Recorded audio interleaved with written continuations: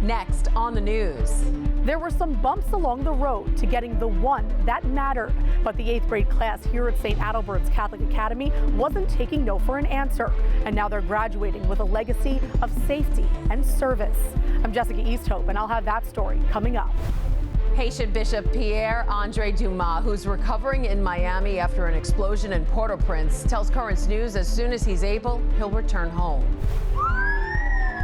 Bishops in Slovakia are praying for the country's prime minister after an assassination attempt this week. Plus, a Queens Catholic high school student comes here 6 days a week to swim. It might seem like a lot, but he's aiming for gold and a chance to compete at the 2024 Olympics in Paris. I'll have his story coming up on Currents News. I'm Christine Persichetti. Currents News starts right now.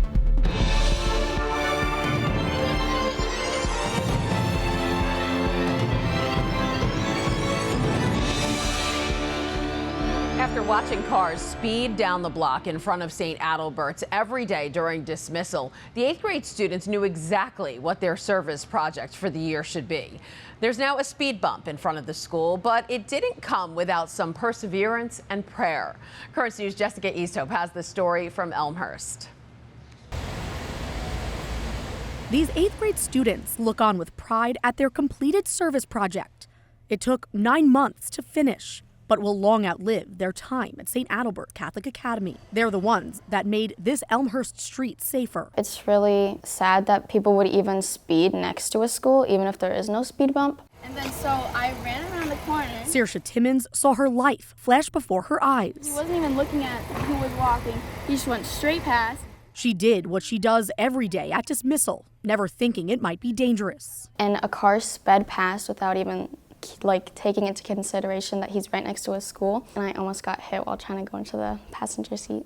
It was that October day that collectively her classmates and teacher Michelle Cardona, who witnessed the incident, realized what their service project for the year would be. And it dawned on me, there are no speed bumps. It was born of necessity. Determined to have a speed bump put in front of their school, the kids filled out the necessary forms on the Department of Transportation website. They got a prompt rejection. Are we going to just say okay, or are we going to say, let's do something? It was time to put this service project in full gear. It's not fair because they said yes to public schools, but as a Catholic school, they're saying no to us. A lot of people have gone through the same things as Saoirse did, and we thought it was very important that we prioritize our children's safety. Most public schools in the area and the 3 that surround St. Adalbert's all have speed bumps and reduced speed limits.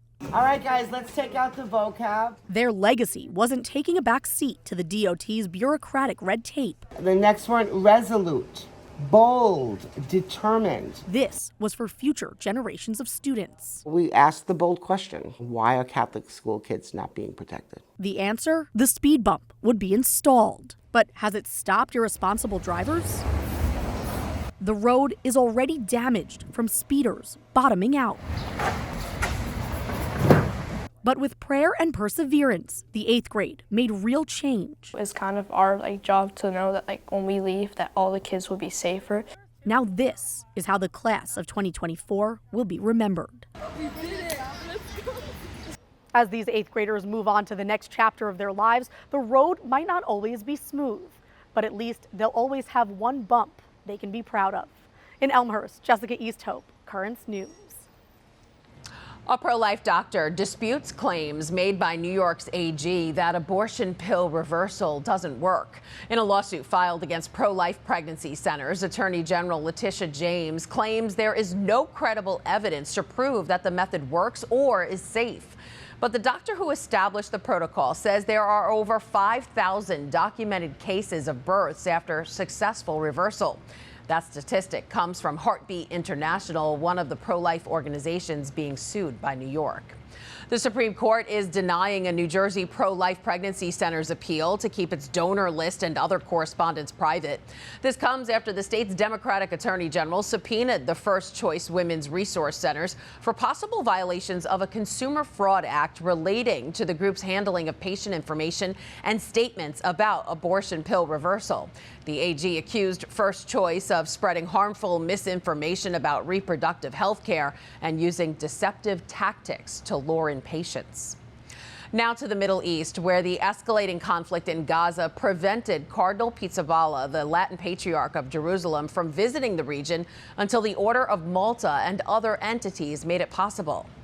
The purpose of my visit, first of all, to be with them, to embrace them, to hug them, and to support them as much as we can, and to verify their conditions, to see what we can do in order to improve their conditions, and to help them in all the way possible.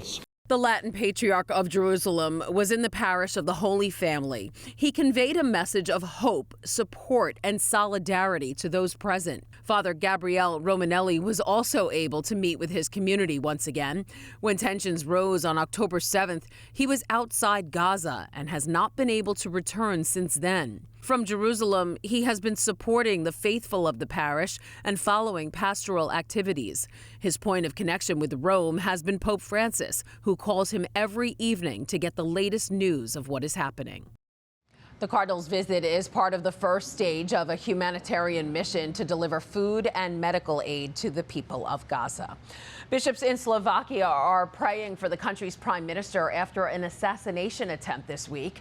Robert Fico was shot multiple times on Wednesday after leaving a government meeting. He was taken by helicopter to the hospital where he's in stable but very serious condition. A suspect was taken into custody at the scene. Slovakia's Greek Catholic bishops say they condemn this act of violence and pray for Fico's recovery. Haitian Bishop Pierre-Andre Dumas tells the tablet he fully intends to return to his homeland as soon as he can. The bishop was injured in an explosion in Port-au-Prince back in February. He was sent to a hospital in Miami. He's now continuing his rehabilitation and recovery at an archdiocese nursing facility. He doesn't have a timetable yet for his return, but says when he does, he will give hope to his people and serve as a witness of God's love. For one Queens Catholic high school student, swimming is not just for fun, it's a path to a major accomplishment. Sean Green is gearing up for the Olympic trials, where he'll be one of the youngest competitors. But he tells Currents News' Katie Vasquez he's not letting that affect his nerves. The season may have ended for Archbishop Molloy High School's swim team. But Sean Green is still in the pool at the Nassau County Aquatic Center, practicing his backstroke and butterfly for 2 hours a day, 6 days a week. We're just training really hard and try to put your best effort in. The junior started swimming when he was 8 years old, winning competitions left and right. But he's not one to brag. Yeah, I think it's important to be humble. However, his aunt, who is also his coach, says he has a lot to be proud of. He's ranked number 4 in the United States in his age group, which is kind of crazy to me. He's got numerous high school records in Molloy, as well as national titles. Now the 17-year-old is going for the gold, competing in the Olympic trials, a feat his own father experienced in the 90s. He talks to me about his experience, and he tells me a lot how to try to follow the track and just stay focused. If you're not familiar with competitive swimming, just to put things in perspective, Sean is competing at the same level that Olympian Michael Phelps was at the same age. Sean's time is a little bit faster than what Michael Phelps' time was at that age of 16, so I think Sean's time was 2 seconds better than what Michael Phelps was. The trials will be held in Indianapolis in June, where Sean will be up against hundreds from across the United States for only 2 coveted spots. Whatever the outcome, his family says even making it this far is an accomplishment. I can't imagine as a 17-year-old what great pride that is. He's a very prideful person for the United States anyway, so for him this must mean the world. I would just be happy, and I'd be glad that I was able to accomplish these things. Now he's just taking it one stroke at a time. In East Meadow, Katie Vasquez, Currents News. Wow, good luck to Sean. And before we go, do you have a story idea or want to share a tip? Email us at newstips@desalesmedia.org or call our 24-hour number, 718-517-3122. That is this Currents News Update. I'm Christine Persichetti. Thank you for joining us because we are putting your faith in the news. Hope to see you again next time.